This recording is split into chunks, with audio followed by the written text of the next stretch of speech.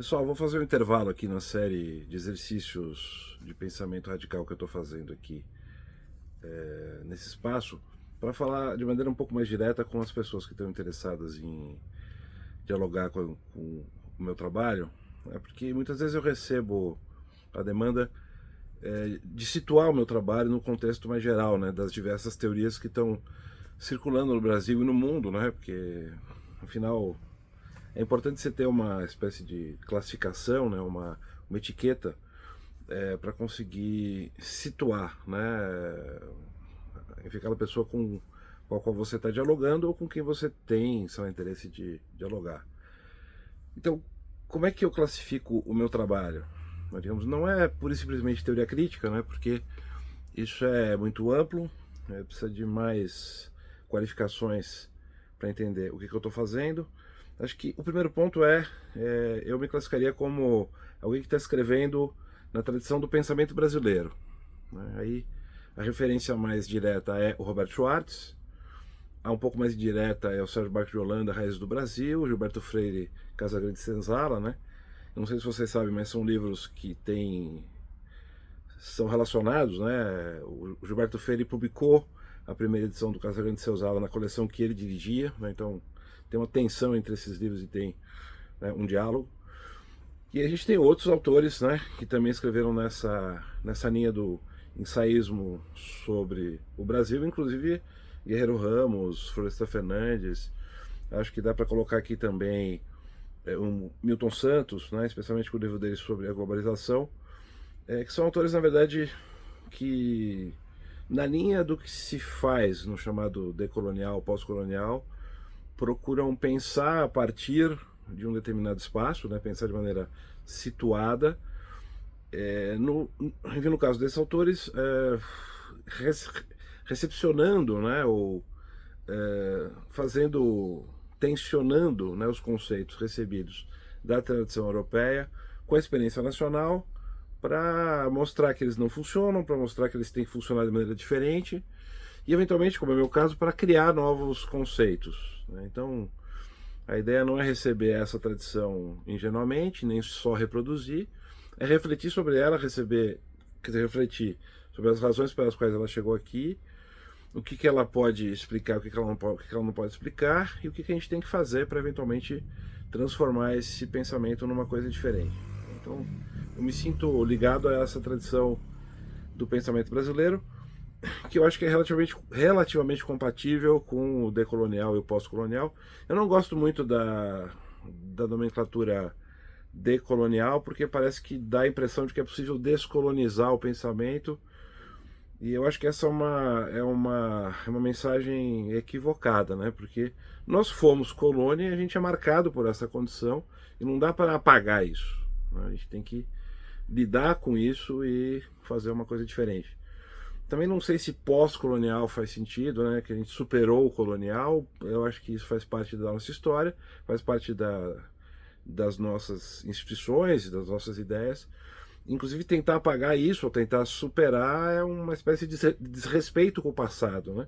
A gente tem que levar isso em conta e aí, evidentemente, levar isso adiante, até porque não existe nenhuma cultura que tenha saído do nada e dificilmente você vai achar um estado ou uma cultura que não tenha nascido com algum tipo de ligação com prática de violência, né? É claro que não da gravidade, muitas vezes, do que aconteceu na periferia do capitalismo, mas, né, a gente tem histórias diversas de violência. Então, essa é a primeira classificação. Pensamento brasileiro, não pensamento brasileiro no sentido de produzir alguma coisa genuinamente nacional, porque acho que isso não existe, mas no sentido de pensar situado, né, pensar onde eu estou, com as referências que circulam aqui, mas levando em conta a nossa experiência social, que é relativamente diferente de qualquer outra, por definição, né? As experiências sociais são diferentes, isso permite que se construa novos conceitos até para tentar criar teorias de alcance mais amplo, né? Uma segunda, um segundo setor, né, um segundo campo de pensamento com o qual eu dialogo é a teoria crítica de inspiração frankfurtiana, especialmente a primeira geração, né, a geração que girava em torno basicamente do Horkheimer. Adorno ainda era estagiário nesse momento, e que construiu um projeto que eles denominavam materialismo interdisciplinar, do qual Neumann tomou parte de maneira marginal, né? Ele brigou com Horkheimer, ele tem uma história específica dessa briga, mas que de uma certa maneira também tinha esse espírito comum ao pensamento brasileiro, digamos assim, de olhar para os conceitos marxistas e dizer, olha, a gente tem que atualizar esses conceitos em função das transformações sociais, porque não dá para pensar a teoria desligada da transformação da sociedade. Então, e por isso eles fizeram toda uma elaboração teórica que, de uma certa maneira, abandona o marxismo ortodoxo, né? É um outro tipo de pensamento de inspiração marxista, que vai, então, atualizar o diagnóstico do tempo do Marx e vai pensar, né, de uma maneira completamente diferente da tradição, por exemplo, dando mais centralidade a fenômenos como a indústria cultural e o Neumann, o caso meio isolado ali junto com o Otto Kirchheimer, as questões jurídicas, né, em razão da mudança nos tempos históricos, né, a mudança da função do Estado, enfim, a mudança do modo como se organizava o sistema capitalista, né, que não mais se reproduzia com base estritamente em relações econômicas, mas que também precisava da cultura e precisava do direito para se reproduzir, né?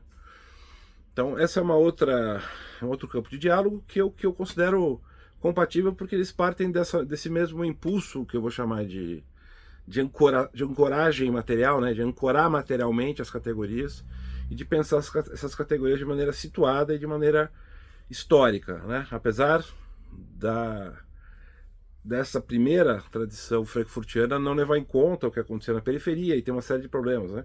Não levava em conta a questão racial, não levava em conta as questões de gênero, né? Então são falhas evidentes desse pensamento que depois foram sendo, de uma certa maneira, supridas, né, pelos pensadores que vieram depois, né, especialmente os mais contemporâneos, né? E no terceiro campo, né, no qual eu me situo, aí mais especificamente o campo jurídico, eu vou chamar de um campo que eu acho que está em formação. O Brian Tamanaha, nos Estados Unidos, está chamando isso de escola realística do direito. Eu acho um termo ruim. Mas, basicamente, como diz o professor Leonel Severo Rocha, né, é um campo, é um modo de pensar que está tentando aproximar a filosofia do direito de sociologia do direito, para criar um pensamento que não seja nem uma defesa, uma análise abstrata das ideias descoladas da realidade, né? Não seja nem idealista e nem seja uma mera descrição historicista das ideias, né? Sem nenhum tipo de possibilidade de fazer juízos sobre justo, injusto, melhor e pior, né? Então, eu vou chamar isso tenho chamado de uma espécie de visão histórica do direito. No meu caso, uma visão histórico-crítica do direito, né? Porque ao mesmo tempo que ela procura dialogar com as ciências históricas, né, e compreender a dinâmica das transformações sociais, acompanhando pelas ciências, né, ciências duras e as ciências humanas também a tentativa é tentar construir critérios racionais, né, para dizer o que é mais, o que é menos democrático, o que é justo ou injusto. Então é uma confluência entre filosofia e sociologia, que a gente pode colocar aí como precursores o próprio Montesquieu, né? Acho que o Rousseau, né? Se a gente pegar o discurso sobre origem e desigualdade e o contrato social, a gente tem, num lado, uma dimensão mais sociologizante, no outro, uma dimensão normativa, né? Que ele tenta articular, e aí tem N discussões sobre articulação entre esses dois textos, né? Evidentemente, né, o Karl Marx, evidentemente aqui o Robert Cover, né, um norte-americano que é meio ponto fora da curva, ele também é difícil de ser classificado, mas que eu considero que faz parte desse campo. Acho que as reflexões aqui no Brasil do professor Leonel Severo Rocha, em determinado momento, né, talvez na fase pré-romaniana, também se encaixem aqui, né, e acho que outros autores que também podem vir depois a compor esse campo. E, claro, tem toda a discussão sobre a escola histórica do direito, né, que se formou no século XIX, se bem que era uma escola histórica justnaturalista, né, que se imaginava que a história tivesse um sentido, né, e eventualmente se pudesse compreender o direito a partir do sentido da história, né? Então, essa dimensão justnaturalista desse historicismo eu não me identifico. Para mim, a história não tem um telos, né? Ela vai acontecendo e a gente tem que compreendê-la e compreender como é que o direito se relaciona com ela e, eventualmente, fazer julgamentos, né, sobre o que é bom, o que é pior, o que é democrático e o que não é democrático, né? Então, esse é a maneira como eu me situo, né, pensamento brasileiro, no nosso contexto. Teoria crítica de inspiração frankfurtiana, mas o meu interesse maior é no materialismo interdisciplinar, né, a primeira fase, digamos, pré-Habermasiana, digamos assim. O jovem Habermas, né, e algumas formulações do Habermas na teoria da geocomunicativa ainda tem essa dimensão, pelo menos está lá no capítulo 4, né, um projeto, né, que é parecido com o da primeira teoria crítica. Depois ele vai para um outro caminho, que não é o que eu dialogo, que é o método reconstrutivo, com o qual eu não tenho nenhum diálogo mais próximo, a não ser um diálogo crítico, né, uma visão crítica, respeitosa, mas crítica. E, em último lugar, né, no campo do direito, essa visão que eu vou chamar de histórico-crítica, historicista crítica, o Brian Tamanarra está chamando de realística, aqui no Brasil tem o professor Leonel chamado Robert, mas enfim, essa aproximação entre filosofia do direito e sociologia do direito, e aí eu, né, assim, para quem quiser que eu coloque isso, né, para quem me pediu, algumas pessoas me pediram até para colocar isso de maneira mais clara, fica aqui esse esclarecimento. E a ideia não é, claro, evidentemente não é defender uma doutrina, não é defender uma doutrina fechada, é construir uma abordagem, né, uma maneira de abordar os fenômenos e de estudar os fenômenos e também de eventualmente, né, fazer juízos sobre ele de maneira que não seja arbitrária, que não seja mera opinião, né, que a gente não simplesmente siga a vontade do poder, mas que seja de alguma maneira, né, alguma forma, juízos racionais, que é um problema, né, que a filosofia tem enfrentado há muito tempo.